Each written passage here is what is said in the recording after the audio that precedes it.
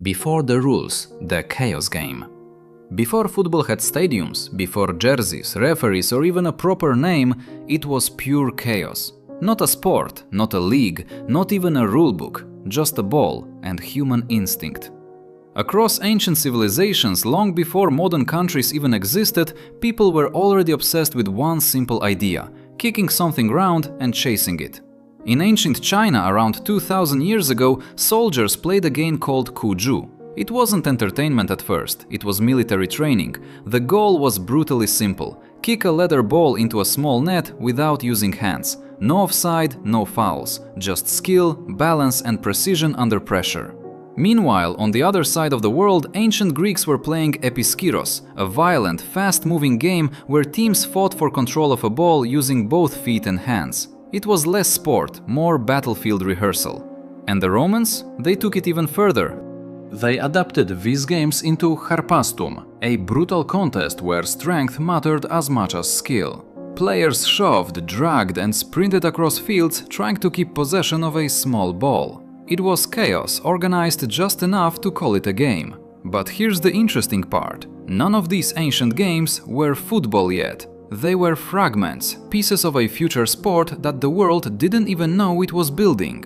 For centuries, Europe especially had something closer to mass riots than sports. Entire villages would compete against each other, with hundreds of people on each side, playing through streets, rivers and muddy fields. There were no boundaries, no time limits, no referee to stop the madness. Windows were broken, bones were broken. Sometimes even entire towns tried to ban the game. And yet, people kept playing. Because something about the simple act of controlling a ball with your feet was irresistible. Kings banned it, churches condemned it. Governments called it dangerous, but the game survived. Not because it was organized, but because it was human nature. And slowly, over centuries of chaos, something began to change. The game was about to be reborn. Not as violence, not as village warfare, but as something structured, something global, something that would one day become the most popular sport on Earth. And that transformation began in one very specific place: Victorian England. England reinvents chaos into rules. By the 1800s, football in England was still wild, but something important was happening beneath the chaos.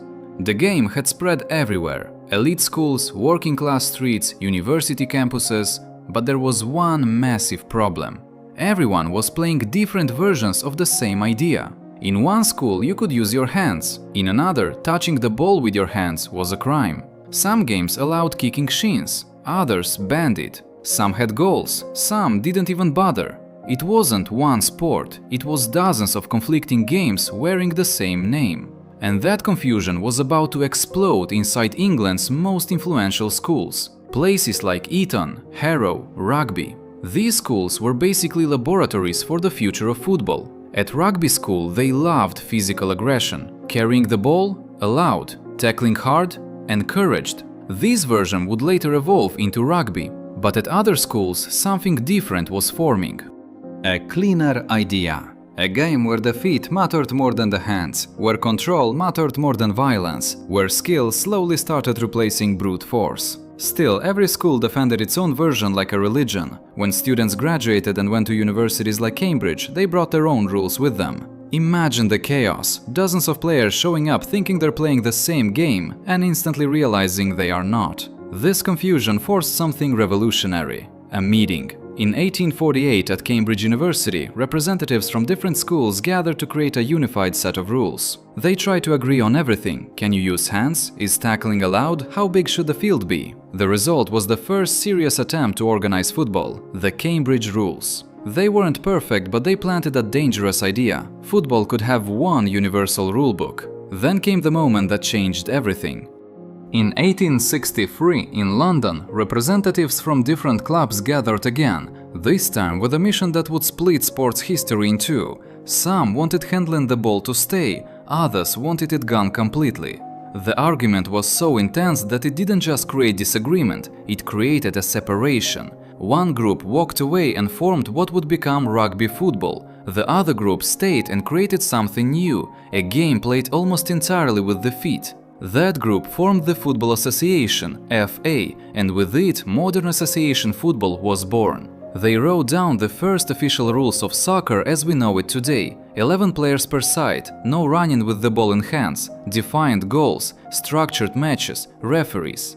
For the first time in history, football stopped being chaos and became a system. But something even bigger was about to happen, because once rules exist, the game can spread, and England was about to export football to the entire world. Football goes global, the empire effect.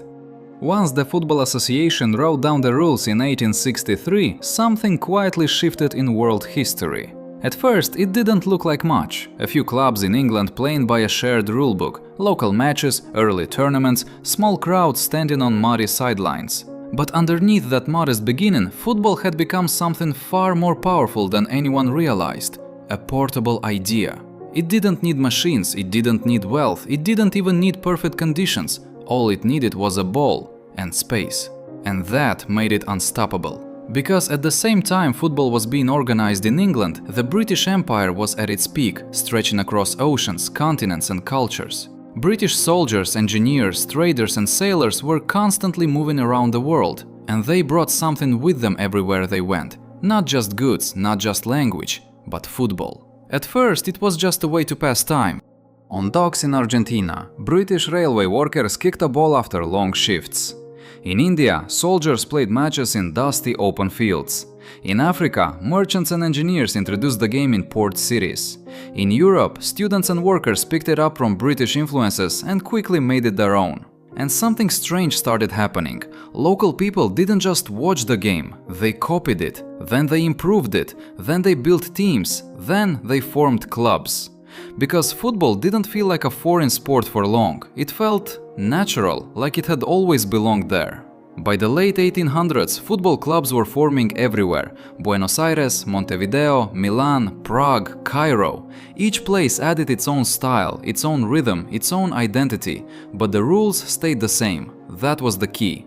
For the first time in history, a sport had global consistency. A match in London looked similar to a match in South America. A pass, a shot, a goal, it meant the same thing everywhere.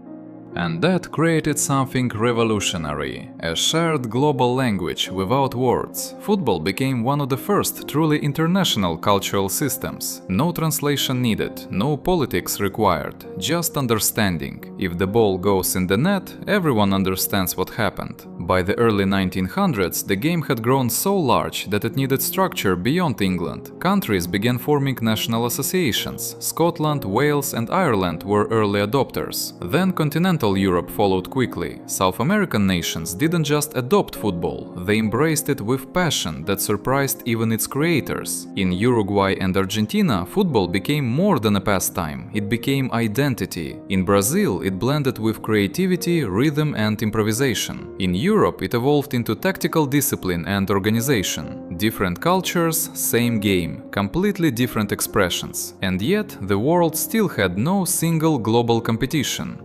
That idea was still missing, until one man, Jules Rimet, began imagining something bigger than national matches. A tournament where the entire world would compete. A stage where football would become not just a sport, but a global story. And that idea would soon change everything, because football was no longer spreading, it was preparing to unite. The birth of the World Cup, and football becomes a religion.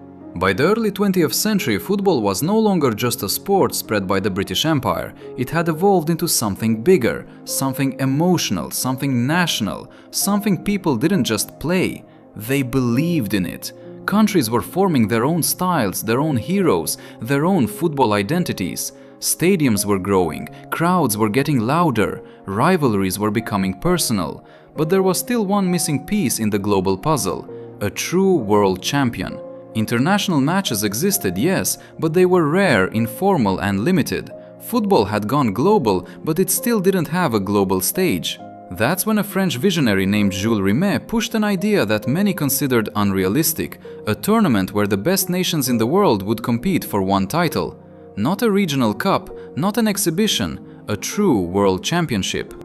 After years of resistance, negotiation and persuasion, the idea finally became reality, and in 1930, in Uruguay, the first FIFA World Cup was born. It wasn't a polished modern event, there were no massive TV deals, no billion-dollar sponsorships, travel was long and difficult, many European teams even struggled to make the journey across the Atlantic. But when the tournament began, something historic happened. Football suddenly had a global spotlight. 13 teams, one host nation, one trophy, and one overwhelming emotion, national pride on display like never before. Uruguay became the first world champion, winning on home soil. The country erupted, the streets filled with celebration. Football had officially crossed the line from sport into national identity. But the World Cup was only the beginning, because over the next decades, football would grow in a way nobody could fully control. After World War II, the sport exploded in popularity, stadiums got bigger.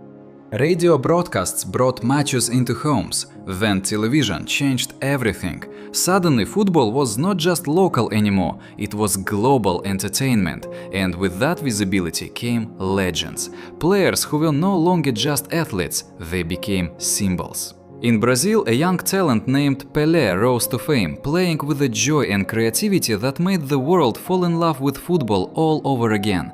He didn't just score goals, he transformed imagination into reality. In Europe, tactical discipline evolved into art, with teams like Italy and Germany building systems of precision and structure that made football feel like chess played at full speed. In South America, football became passion itself, emotional, unpredictable, alive. Every World Cup added new drama, new heartbreak, new heroes. England lifting the trophy in 1966, Brazil dominating with brilliance in 1970, Argentina rising with fire and controversy in 1986.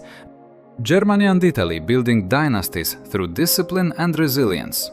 Each tournament added another layer to football's identity. Because by now, football was no longer just about winning, it was about meaning.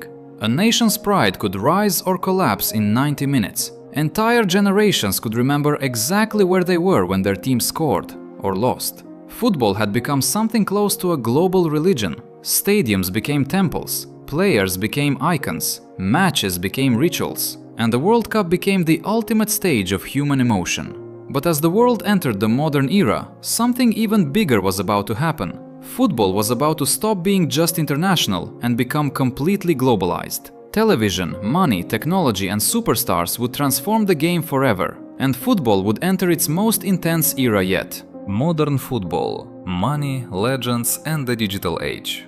By the time football entered the late 20th and early 21st century, it had already conquered the world. But now it was about to change again. Not in its rules, but in its scale, speed and power. Because football was no longer just a sport played on weekends. It had become a global industry, a media machine, and a cultural force that reached billions. Everything accelerated when television became dominant. Suddenly, football wasn't limited to people inside stadiums anymore. It was in living rooms, bars, airports, and later on phones everywhere. A single match could be watched simultaneously across continents, and that changed everything. Clubs were no longer just local institutions, they became global brands. Teams like Manchester United, Real Madrid, Barcelona, Bayern Munich, and others turned into worldwide identities.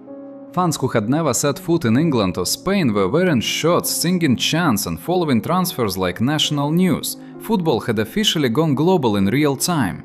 Then came money. Broadcast rights, sponsorships, merchandising. Football exploded into a billion-dollar ecosystem. Players who once earned modest wages became international superstars with contracts, endorsements, and influence beyond sport. But the real transformation wasn't just financial, it was emotional visibility. Every goal, every mistake, every moment was now replayed, analyzed, and shared instantly. And in this hyper-connected world, two names began to define an entire era: Lionel Messi and Cristiano Ronaldo. Two completely different footballing universes. Messi, the quiet genius from Argentina, dribbling like gravity didn't apply to him, turning impossible situations into poetry. Ronaldo, the relentless machine from Portugal, built on discipline, power, precision, and an obsession with perfection. For over a decade, they pushed each other to limits the sport had never seen before. Record after record fell, Champions League nights turned into global events, World Cups became emotional battlegrounds watched by billions. But football wasn't just about two players, it was evolving everywhere. The Premier League became the most watched football league in the world, combining speed, physicality and entertainment. La Liga showcased technical brilliance. The Champions League became the ultimate weekly drama of club football. Tactics also evolved. Coaches were no longer just managers, they became philosophers of the game. Pressing systems, false nines, high defensive lines, positional play, football became a science as much as an art. Teams studied data, movement patterns and probability like never before. But even with all this structure, football never lost its soul, because at its core it still only needed one thing: a ball. And that ball still had the power to create chaos, beauty, heartbreak and history in a matter of seconds. Then came the digital age. Social media turned players into global personalities. A single highlight could go viral in minutes. Fans from different continents debated tactics, transfers and moments in real time. Football became constant, not just 90 minutes on a pitch, but a 24/7 global conversation. And yet, despite all the money, technology and fame, the essence of football remained unchanged. A kid in a street anywhere in the world could still kick a ball against a wall and dream of greatness. Just like it was thousands of years ago, just like it was in ancient China, just like it was in the chaotic streets of medieval England, football had come full circle, from raw instinct to organized chaos to global empire to digital obsession. And through every transformation, it stayed the same at its core, a simple game that became the world's greatest story.